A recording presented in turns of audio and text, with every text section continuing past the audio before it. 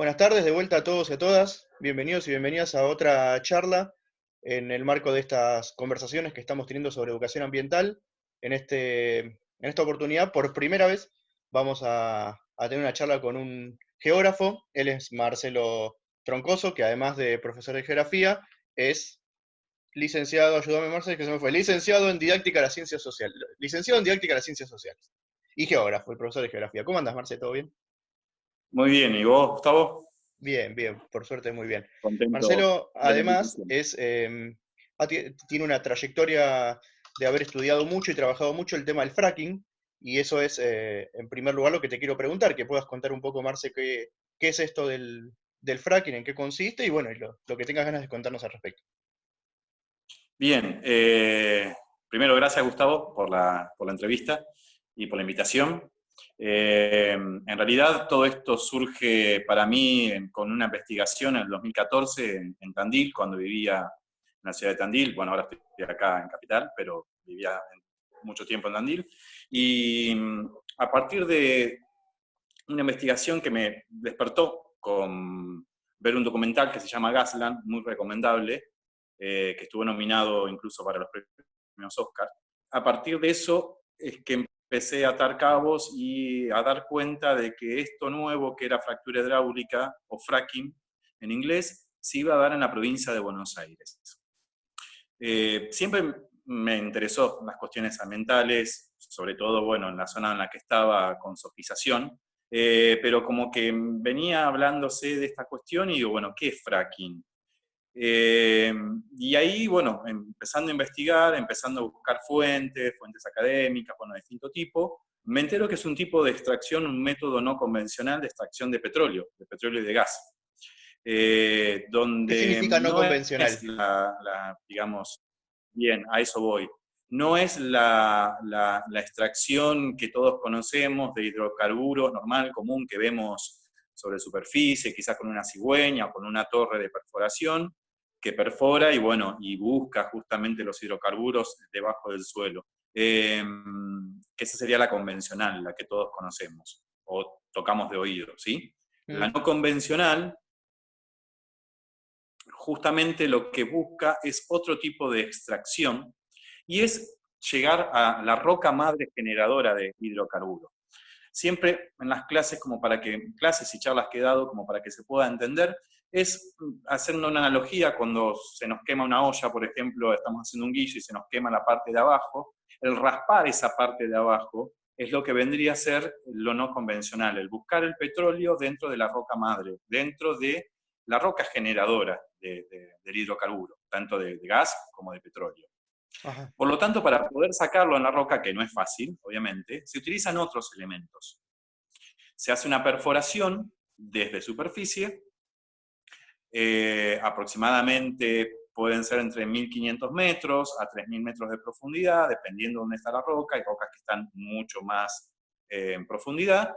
Cuando se llega a la roca, el trépano, que se hace a partir de un trépano, empieza a perforar esa roca y lo hace con elementos como agua, más de 400 químicos aproximadamente, y una arena que no es la arena que conocemos de la costa, sino que es una arena artificial, que en principio, bueno, los chinos lo hacían, ahora hay cada vez mayores empresas a nivel mundial, que eso evita que no se corrosione justamente el interior del trépano.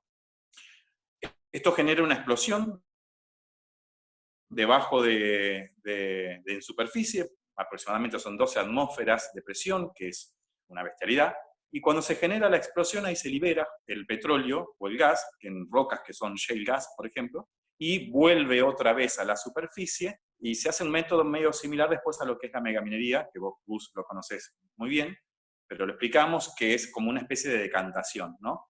Hay parte que va a ir a una pileta de deyección, donde el agua junto con los químicos, etcétera, etcétera, quedan en la superficie, se empieza a separar estas partes de petróleo y de gas, que justamente se sacó lo no convencional, y el resto queda maladriva, ¿sí? Queda como, vendría a ser como un formato de basura, que queda para que se libere justamente a la atmósfera, al suelo o al agua. Básicamente muy sintético, eso es mucho más complejo Ese igualmente. residuo del que vos hablabas no se utiliza. No se utiliza, no se utiliza, y tampoco los espacios donde se genera fractura hidráulica, que son a veces pequeños, pero que son múltiples, aledaños, tampoco luego el suelo queda totalmente inservible y no se puede realizar, una vez que se hizo fractura hidráulica, algún otro tipo de actividad.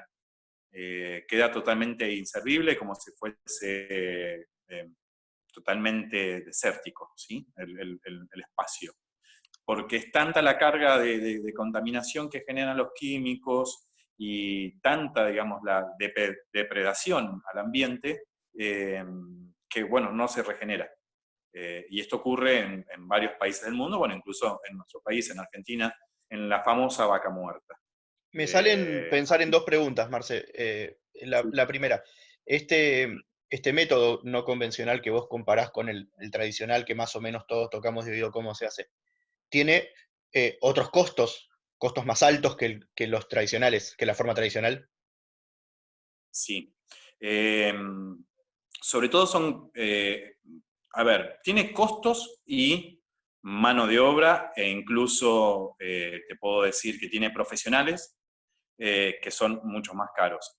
Eh, Te doy un ejemplo, año 2015, en parte de mi investigación en Neuquén, en la zona de Vaca Muerta e incluso en Río Negro, la presencia de empresas multitransnacionales de petróleo era abismal en el sector, con una gran cantidad de ingenieros en petróleo, ingenieros hidráulicos, bueno, todo lo que concierne geólogos a la actividad petrolera, todos extranjeros. Y las máquinas, por decir Mm, la tecnología, también extranjera. ¿Sí? No hay absolutamente nada que sea propio nuestro, que sea, digamos, nacional. Eh, ¿Por qué? Porque esta tecnología es muy de avanzada, ¿sí? Es totalmente diferente.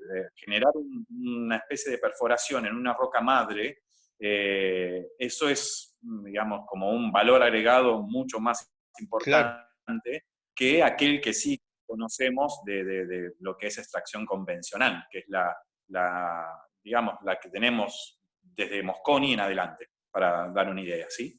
En nuestro país. Y sí, es mucho más cara, pero el costo-beneficio en esta actividad, por supuesto, tiene su ganancia, sobre todo, bueno, porque no hay retención en nuestro país con respecto a lo que es petróleo no convencional y gas no convencional.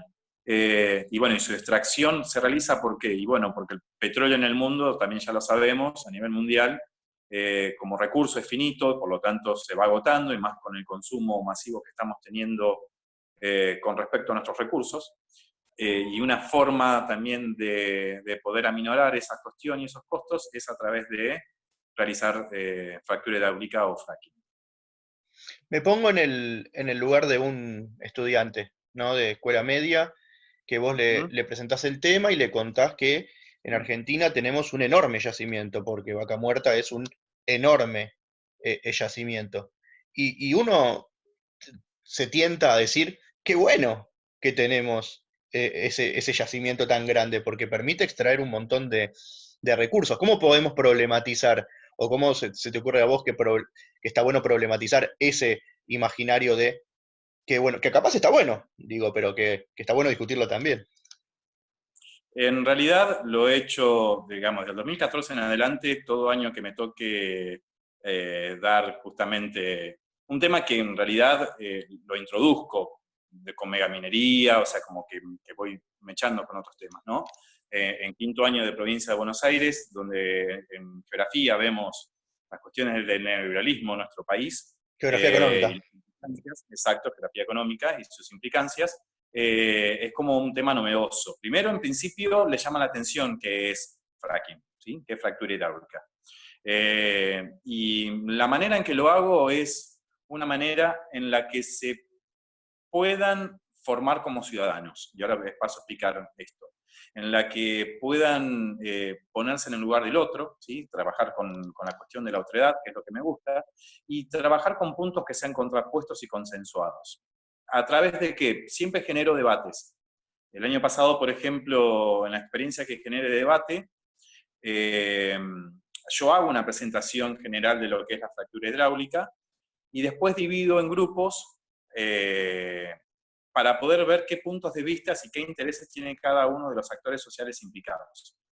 Los Ajá. divido en Estado nacional, en Estado provincial, en IPF, en bueno, trabajadores que están dentro de este tipo de explotación, vecinos, asambleístas, ¿sí? Las asambleas, sobre todo, bueno, las asambleas que están presentes en la Patagonia, con la Unión de Asambleas, los voy dividiendo en ese sentido y cada uno de estos grupos, digamos, obviamente con mi soporte, con mi ayuda, van buscando qué punto de vista tiene y qué intereses propios tiene con respecto a la problemática. El segundo paso que les hago es, bueno, ver qué preguntas creen que les pueden llegar a hacer o de qué lado creen que los actores pueden llegar a atacarse. ¿Por qué? Porque hay algo que me gusta, que lo he probado y que ha dado resultado, es que yo simulo el día del debate, simulo una situación X, inventada por mí. Una situación problemática en la que ellos lo leen en ese momento y tienen que solucionar el problema.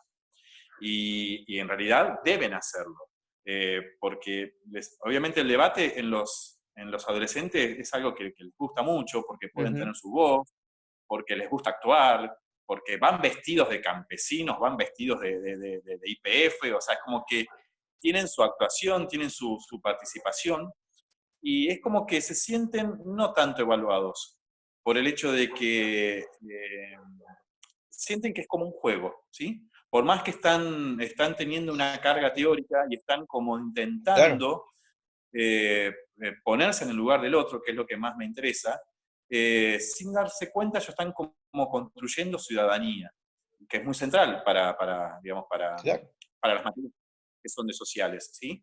En realidad para la formación en lo que es la educación nacional.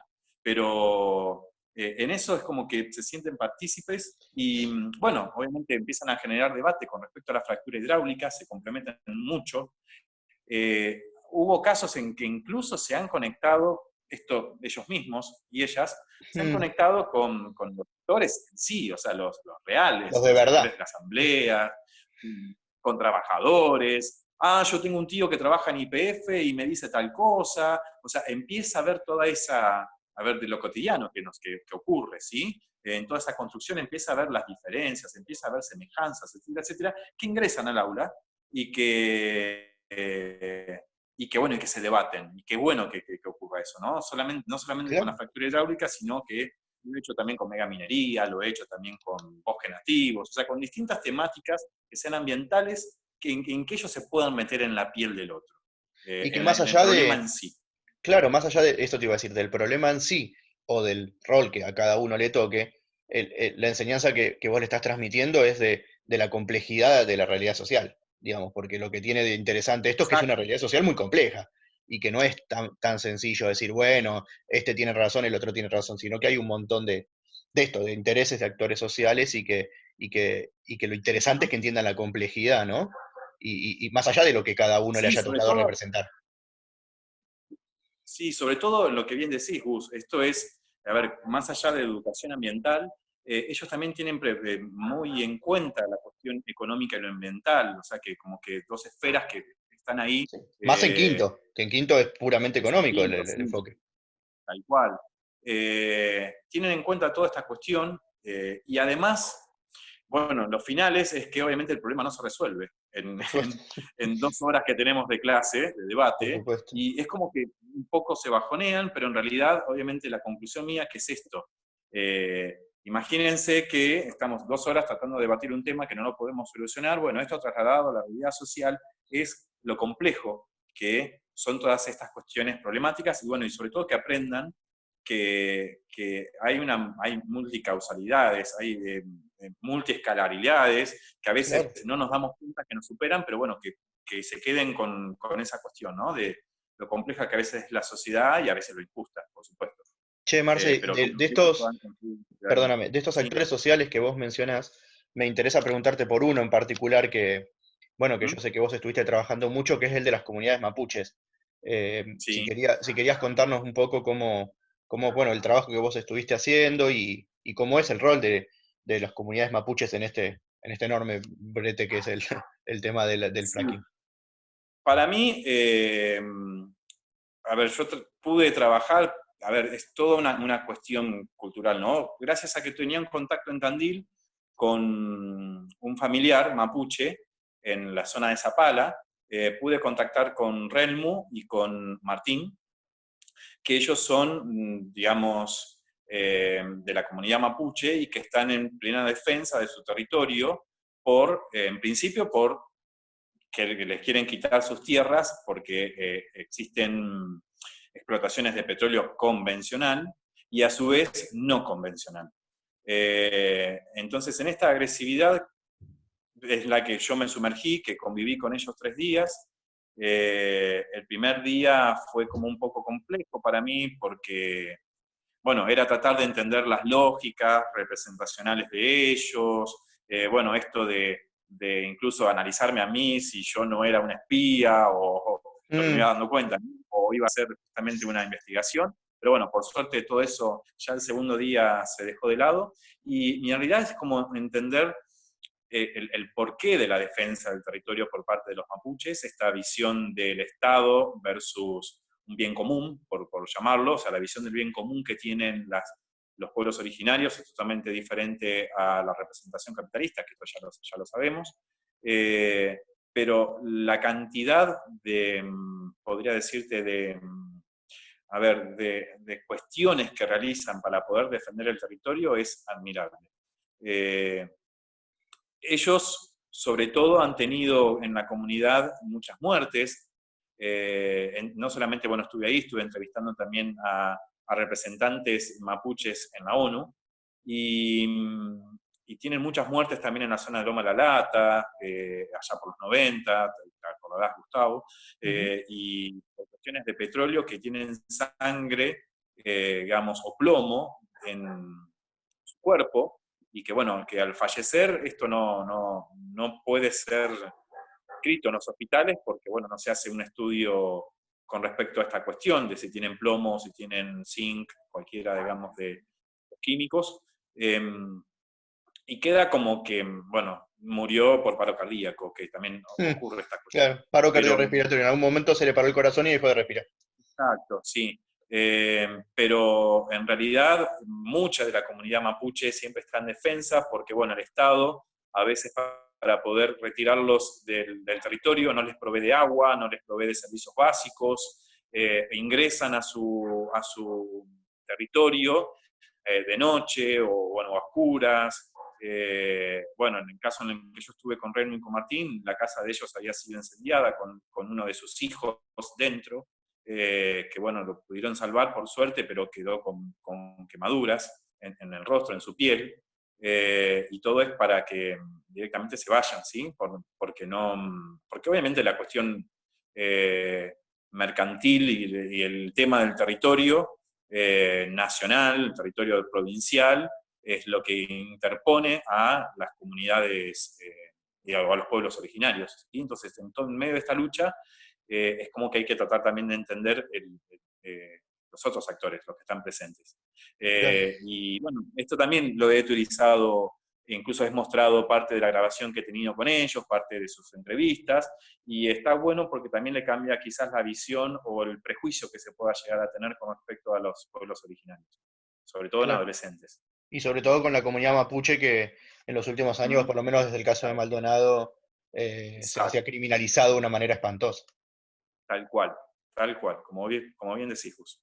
¿Sabés que se me viene Marce? Porque te escucho a vos y encuentro un montón de similitudes con la megaminería y Mm, con la producción de soja, que vos sabés que es uno de los temas que siempre es recurrente en estas charlas, pero a ujú, la vez encuentro una diferencia en los problemas que están derivados de la megaminería o de la producción de soja. El, el gran beneficiario siempre es un sujeto privado, ¿no? Es un tipo que es el dueño de un campo, una empresa extranjera minera. En este caso, quien está detrás de los beneficios que puede, entiendo, digo, de corregime, eh, es el propio Estado a través de YPF.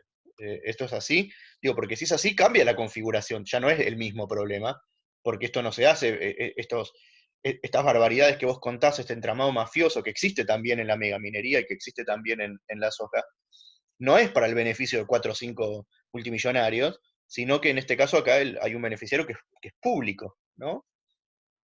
Sí, quizás ampliaría un poquito más, porque no me quedaría con solamente YPF. Y te digo por qué, porque, a ver, es en parte responsable y en parte no. Las empresas que más realizan fractura hidráulica son empresas multitransnacionales, como puedo decirte la Total de Francia, bueno, Shell, hay ¿Que una están en cantidad, una Vaca nómina Muerta? en Vaca Muerta, sí. Ah, Hay una cantidad importante. Y aparte esto lo vi reflejado en Añelo, que es el corazón de Vaca Muerta, que era un páramo, era un pequeño pueblo y en muy poco tiempo se convierte, digamos, en un lugar central de lo que es Vaca Muerta, incluso hasta con un hotel casi 5 estrellas del que asistí, me acuerdo en ese momento con una diputada de Neuquén, no oficialista, y era impresionante ver a todos los trabajadores italianos, ingleses, franceses, neozelandeses, estadounidenses, todos que viven, digamos, en ese lugar, es su habitación, digamos, es su casa. Y me llamó poderosamente la atención no ver a nadie de YPF en ningún momento. Pero sí te puedo decir que YPF digamos, trabaja desde otro lado, desde el lado que también aparece en la megaminería digamos, de la comunicación de tranquilidad, de establecer que, por ejemplo, el fracking utiliza químicos similares a los cuales se hacen, por ejemplo, helados, que no hay que tener esto es real, no hay que tener ningún miedo ni nada por el estilo, porque es una técnica segura. El tema es que cuando uno empieza a investigar, y de investigaciones serias, se da cuenta que en países como Francia, Gran Bretaña, Australia, etcétera, etcétera, está totalmente prohibido la fractura hidráulica. Porque, bueno, tiene como, esto da para hablar mucho, tiene como muchas implicancias ambientales, hasta genera terremotos inducidos, ¿por qué? Por la explotación de esta roca a 12 atmósferas de presión, ¿sí? Hay terremotos que han ocurrido, por ejemplo, en Gran Bretaña, en zonas de Gran Bretaña, en zonas de Francia, que lo han parado, cortado. Sin embargo, hay empresas multinacionales que tienen la tecnología, que son propios de estos países, que sí lo hacen digamos, en países que económicamente están totalmente diferenciados, ¿sí? O sea, que ¿Y son como qué? economías más emergentes. Tengo mucho miedo de hacerte esa pregunta. No, no. Viene, ¿no? Viene la Shell, viene una empresa extranjera, hacen acá Uh-huh. la perforación, traen la máquina, rompen la roca, sacan el petróleo. ¿Qué dejan? No hablo de lo ambiental, hablo de lo económico. ¿Hay un ingreso que percibe la provincia o que percibe el... No me hagas así con la cabeza. Bueno, a ver, muy similar a la megaminería, ¿sí? Claro. Donde, bueno, lamentablemente esto es así, en el gobierno anterior de Mauricio Macri la retención fue nada, ¿sí? Con la cuestión de fractura hidráulica es similar. Todo lo que se extrae en nuestro suelo no tiene casi nada de retención. Si es el 1% de retención es muchísimo. ¿Qué beneficios tiene para la provincia? Para la provincia, sobre todo en Neuquén, y no he hablado nada de Río Negro, donde combate con una economía regional, digamos, tradicional, que es el Valle de Río Negro, ¿sí? Con las Agrícola, peras y claro. las manzanas, que sería otro tema, que eso trabaja, por ejemplo, muchísimo Maristela Esbampa, ¿sí? Con la cuestión de economías regionales con la fractura hidráulica al lado. Pero bueno, hablando de Neuquén, hay negociados en cuanto a... ¿cómo te puedo decir? En cuanto a la responsabilidad social de las empresas. Esto que está muy patente en las empresas que digamos, vendría a ser cuando tienen que hacer la cuestión ambiental, tienen un impacto no sé, insumos a los hospitales, que ayuden al club de la ciudad, etcétera, etcétera, hace que coopten justamente las voluntades los Claro. vecinos Se, y se te donde cortó un poquito, buscan. pero, perdóname, se te cortó un poquito para ver si te entendí. Ponen una determinada cantidad de guita para bajar el conflicto social. Exacto, sí. que esto es el concepto de responsabilidad social de las empresas, tratar de comprar voluntades para no generar conflictos en la propia población. Ha ocurrido en la Patagonia, bueno, o sea, ocurre en muchos lugares y esto es exactamente igual. Y seguramente habrá negociados que no sabemos, porque no lo ¿Generan sabemos. laburo? No, no. En realidad ese es uno de los grandes mitos, como la megaminería, es uno de los grandes mitos. Esto es parte también de la investigación que realicé yo. No hay laburo ni siquiera administrativo. Todo lo que tenga que ver con, a ver, ingenieros, etcétera, etcétera, recién está saliendo la carrera, hace muy poco tiempo, la carrera que está involucrada a la fractura hidráulica en la Universidad del Comahue. Y hasta por ahí, porque tiene mucha resistencia, ¿sí? Pero no hay tanto. Administrativo, muy poco. Todo lo que viene es en su 90% es extranjero. Esto es uno de los mitos, y bueno, también recomiendo, por ejemplo, 10 mitos sobre la fractura hidráulica, la Pampa, Enrique Viale, que es un libro muy Repetí, similar a Marce, datos por repetí el libro números. que se te cortó. Repetilo, el libro de los 10 mitos. Repetí que...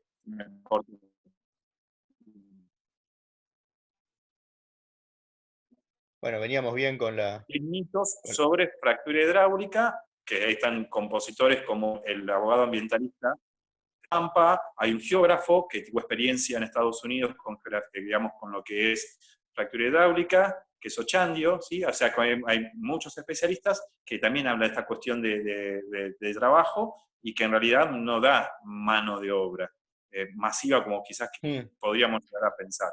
No voy a decir que no da 0,0, pero da muy poco porcentaje. Y te quiero hacer una, como para ir cerrando. Veníamos más o menos bien con la conexión y ahora estamos medio medio. Mm. Si vos le preguntás, y eso no tengo ninguna prueba, pero ninguna duda. Si le preguntás al 90% de la población que vive en Capital y Gran Buenos Aires, lejos de esta realidad, no sabe lo que es lo que es el fracking. ¿Por qué crees que es un tema que está como silenciado, invisibilizado? La gente conoce más de la minería, tal vez, e incluso hasta me animo a decirte de la producción de soja y los conflictos que genera la producción de soja, pero de esto casi que me animo a decirte que la totalidad de la población no tiene idea de qué se trata. ¿Por qué crees que será así? Me voy a alejar también un poquito en escala de lo que acabas de decir. En mi experiencia, incluso en Río Negro, gente que tiene cercano la cuestión de la fractura hidráulica tampoco sabe lo que es.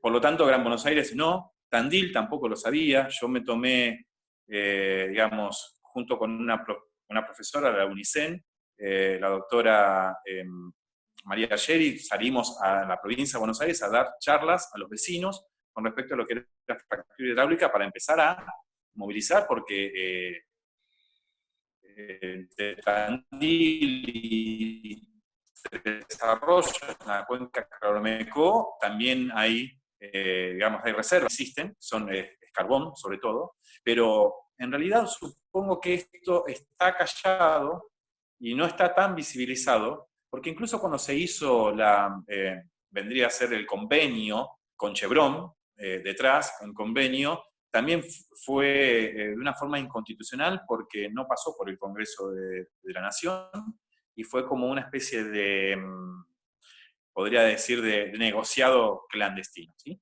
Que esto lo reclamaron todas las provincias, sobre todo ¿Qué año los fue eso? opositores de provincia.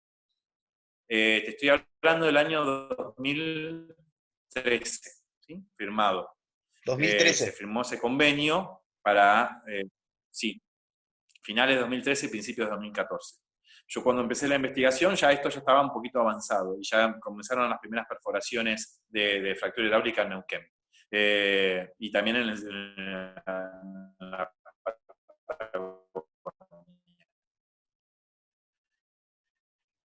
pero creo que hay un fondo que es el de combustibles, menos conflictivo lo va a ser. El caso incluso que vos analizaste, que te utilicé con respecto a la directora de Entre Ríos, de la escuela rural, también es otro caso de que mucha gente no sabe que se fumiga alrededor de las escuelas rurales y todo lo que implica.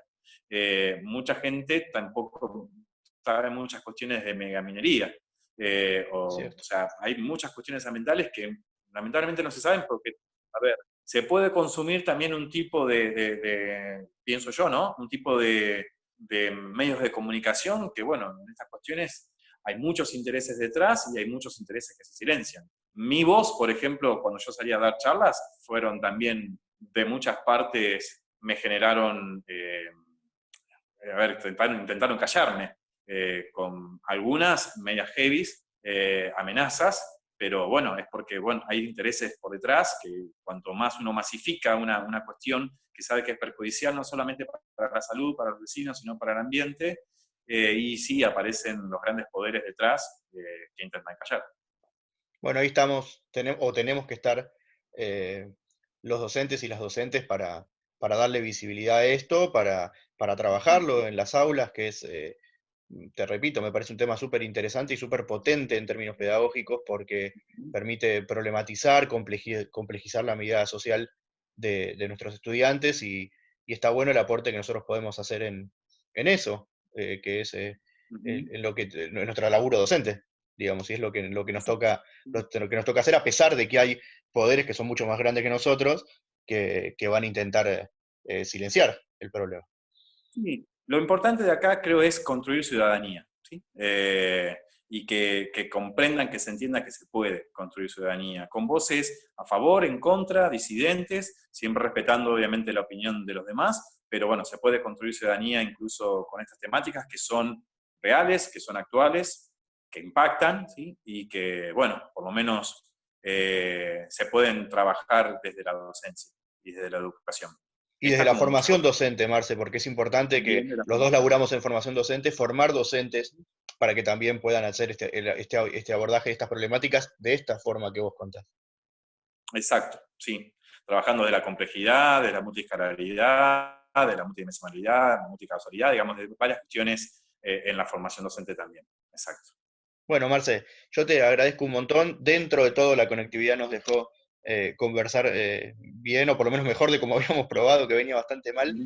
Te agradezco un montón, como te lo digo siempre, me encanta la claridad con la que explicas las cosas y creo que está bueno para que alguien que tal vez tenga ganas de informarse del tema y tener una primera aproximación, escucharte a vos le va a servir para poder decir, bueno, esto está bueno y también no solamente informarse, sino que vos también le diste pautas de cómo pensar la enseñanza de esta problemática. Y bueno, te agradezco un montón que hayas sido así de claro y que te hayas tomado este ratito para charlar. Por favor, Gus, gracias a vos y espero bueno, que esto sirva y que también abra otros caminos y otros horizontes de buscar no solamente quizás lo que dije yo, sino bueno, de empezar a buscar otras cuestiones, otros puntos de vista, pareceres y contraponerlos. ¿Sí? Que eso también Y a es una discutir, que eso es forma lo de... lindo de la enseñanza. Exacto, tal cual. Bueno, Marce, gracias, che. Gracias, te No, mando un gracias a abrazo. vos, Gustavo. Cuídate.